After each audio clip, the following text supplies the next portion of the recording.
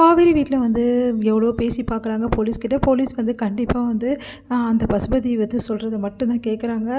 இந்த மாதிரி நீங்கள் பணத்தை கொடுங்க, அப்படி இல்லைனா வீட்டை எழுதி கொடுங்கன்ற மாதிரி சொல்லிடுறாங்க. அதனால் என்ன பண்ணுறதுன்னு தெரியாமல் காவேரியோட குடும்பம் திரும்பி ஊருக்கு வராங்க. எங்கே வந்து காவேரியோட அம்மா, அப்புறம் அவங்க காவேரியோட பாட்டி எல்லாருமே வந்து என்ன பண்ணுறதுன்னு தெரியாமல் தவிக்கிறாங்க. எல்லாருமே வந்து பசுபதியை திட்டிட்டு இப்படி பண்ணிட்டானே பாவி, இப்போ எப்படி பண்ணுறது, அவ்வளோ அமௌண்ட் நம்ம எங்கே போகிறது அப்படின்னு சொல்லிட்டு யோசிச்சுட்டு இருக்காங்க. காவேரி வந்து கண்டிப்பாக இந்த பிரச்சனை தீருமா அப்படின்றாங்க.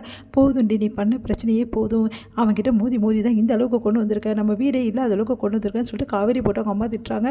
உடனே வந்து சப்போர்ட் பண்ணுறாங்க குமரனும் நிவினும். எதுக்கு அத்தை இப்படிலாம் பேசிகிட்டு இருக்கீங்க, காவேரி என்ன பண்ணா, இல்லை இவ்வளோ தான் இவ்வளோ பிரச்சனை, தேவையில்லாமல் அந்த ஆள்கிட்ட மோதி இவ்வளோ பிரச்சனை ஆகிடுச்சு, நம்ம வீடாக தெரிஞ்சிருக்கோம், இப்போ நம்ம வீடும் போக போகுது, அந்த அளவு இவ பண்ணி விட்டுருக்கான்னு சொல்லிட்டு காவேரி போட்டு திட்டிகிட்டு இருக்காங்க. உடனே வந்து காவேரி அழுதுகிட்டே உள்ளே போகிறாங்க. எல்லாத்தையும் பார்த்து பண்ணி கூட நம்மள தான் எல்லாருமே குறை சொல்கிறாங்களே, நம்ம வீட்டுக்காக தானே இங்கே இருக்கோம், இதுக்காக தானே விஜய் கூட சேராமல் இருக்கோம், ஏன் இவங்க யாருமே என்னை புரிஞ்சுக்க மாட்டேங்கிறாங்க அப்படின்னு சொல்லிட்டு மனசு வருத்தப்படுறாங்க காவேரி.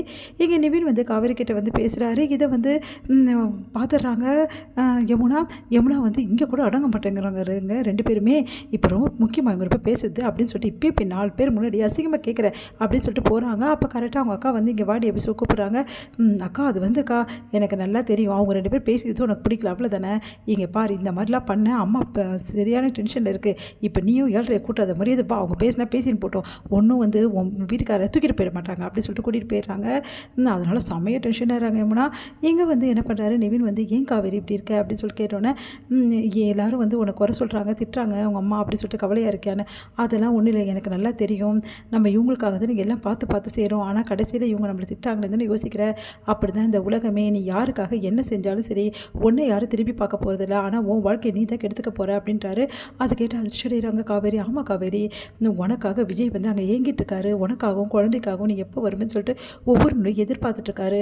ஆனால் அந்த எதிர்பார்ப்பெல்லாம் நீ பொய்யாக்கிட்டு இங்கே வந்து என் வீடு தான் முக்கியம், என் குடும்பம் தான் முக்கியம், சுயநலமாக இருக்க.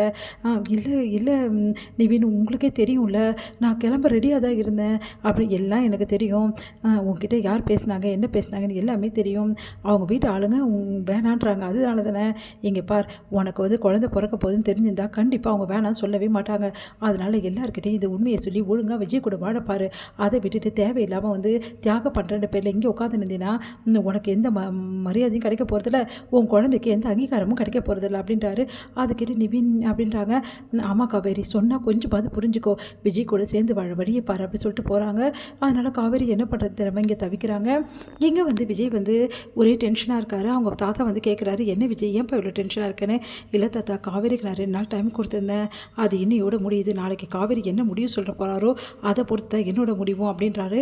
அதை கேட்டு என்னப்பா சொல்கிற, திடீர்னு எதுக்காக அப்படின்னோடனே, இல்லை தாத்தா நான் ரொம்ப போராடிட்டு பார்த்துட்டேன், காவேரி வீட்டில் போய் தங்கி பார்த்துட்டேன், அவங்கக்கிட்டையும் எவ்வளோ பேசி பார்த்துட்டேன், எல்லாருக்கிட்டையுமே பேசி பார்த்துட்டேன், ஆனால் யாருமே வந்து என் மனசை யாருமே புரிஞ்சுக்கல, என் காவேரி கூட என் மனசில் புரிஞ்சுக்கல தாத்தா, நான் காவேரி கூட வாழணும்னு ஒவ்வொரு நிமிஷமும் போராடிட்டு இருக்கேன், ஆனால் அவளுக்கு என் போராட்டமே புரிய மாட்டேங்குது, பொறுத்த வரைக்கும் என் கூட வாழ்றது முக்கியம் இல்லை தாத்தா, அவங்க அம்மா பேச்சை கேட்டுட்டு அங்கேயே இருக்கணும், அவங்க அம்மா என்ன சொல்கிறாங்களோ அதுதான் கேட்குறா, இப்படி இருந்தால் எப்படி தாத்தா என் வாழ்க்கை, என்னால் முடியல தாத்தா, ஒவ்வொரு நிமிஷம் போராடி நான் தோற்று போயிடும் தாத்தா அப்படின்னு அழறாரு.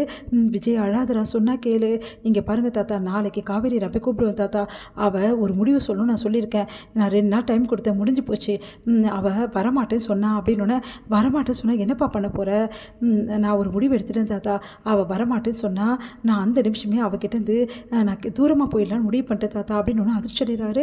நீ என்ன சொல்கிற விஜய், அப்போது காவேரி உனக்கு வேணாமா, டைவர்ஸ் பண்ண போறியா அப்படின்னா, அதெல்லாம் இல்லை தாத்தா, எப்போவுமே காவேரி தான் தாத்தா எனக்கு பொண்டாட்டி, அவளுக்கு நான் தான் தாத்தா புருஷன், அது எக்காரம் கூட மாறாது, ஆனால் அவள் என்னை நினச்சி யோசிக்கணும் தாத்தா, என் பிரிவை அவள் யோசிக்கவே மாட்டேங்கிறா, நான் பிரிஞ்சு போகிறேன்ற ஐடியாவே அவளுக்கு கிடையாது, அதனால் அவள் நான் இப்படினாலும் அவகிட்ட தானே வரப்போகிறேன், அதனால் அவள் வந்து கூலாக இருக்கா, அப்படி இருக்கக்கூடாது தாத்தா, என்னோட அருமை என்னன்னு அவளுக்கு தெரியணும், அதனால தான் நான் ஒரு முடிவு எடுத்திருக்கேன், என்ன முடிவு விஜய் சொல்லு விஜய் அப்படின்னோடனே, இல்லை தாத்தா இந்த ஊரை விட்டே நான் போக போகிறேன், இந்த ஊரை மட்டும் கிடையாது இந்த நாட்டை விட்டே நான் போக போகிறேன் அப்படின்னு ஒன்று அதிர்ச்சி அடைகிறாரு.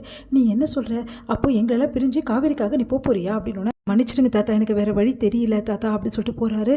அதை கேட்டு பயங்கரமாக அதிர்ச்சி அடைகிறாரு தாத்தா.